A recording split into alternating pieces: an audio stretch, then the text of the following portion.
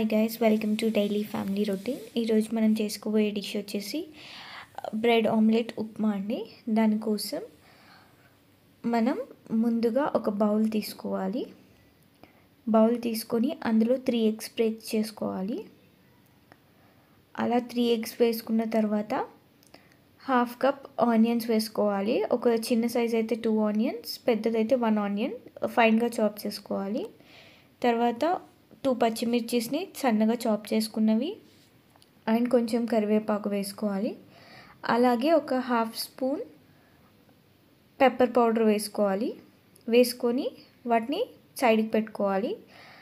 అలాగే మనం నేను 3 స్లైస్ ఆఫ్ బ్రెడ్ తీసుకుంటున్నాను. వాటిని సన్నగా తుంచేసుకోవచ్చు, లేకపోతే మనం నైఫ్ తోటి మంచిగా చాప్ చేసుకోవాలి. ఒక మీడియం సైజ్గా చాప్ చేసుకున్న తర్వాత మనం ఇందాక రెడీ చేసుకున్న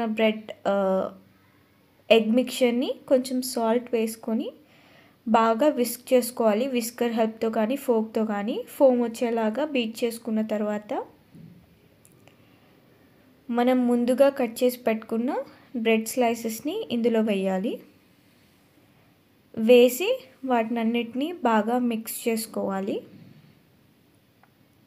సో బ్రెడ్ అంతా ఎగ్ మిక్చర్ని బాగా పీల్చుకునేలాగా మనం మెల్లగా మిక్స్ చేసుకుంటూ ఉండాలి. స్పీడ్గా మిక్స్ చేస్తే బ్రెడ్ అనేది విరిగిపోతుంది. సో అలా మంచిగా మనం మెల్లిగా బ్రెడ్ అంతా ఎగ్ని పట్టుకునేలాగా మిక్స్ చేసుకోవాలి. మిక్స్ చేసుకొని మనం పక్కన పెట్టేసుకొని బాండీ పెట్టుకొని అందులో కొంచెం ఆయిల్ వేసుకొని ఇందాక రెడీ చేసుకున్న మిక్చర్ని మనం ఆయిల్లో వేసుకోవాలి. వేసుకొని వాటిని మంచిగా ఫ్రై చేసుకోవాలి స్లో ఫ్లేమ్లో.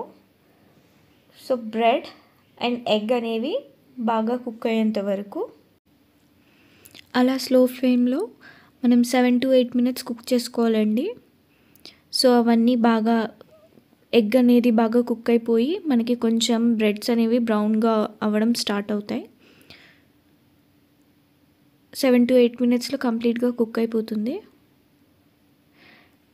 దీనికి కావాలంటే మనం ఇంకా మనకు కావాల్సిన ఇండియన్ స్పైసెస్ ఏమన్నా యాడ్ చేసుకోవచ్చు. ఇప్పుడు ఇది ఆల్మోస్ట్ డన్ అండి.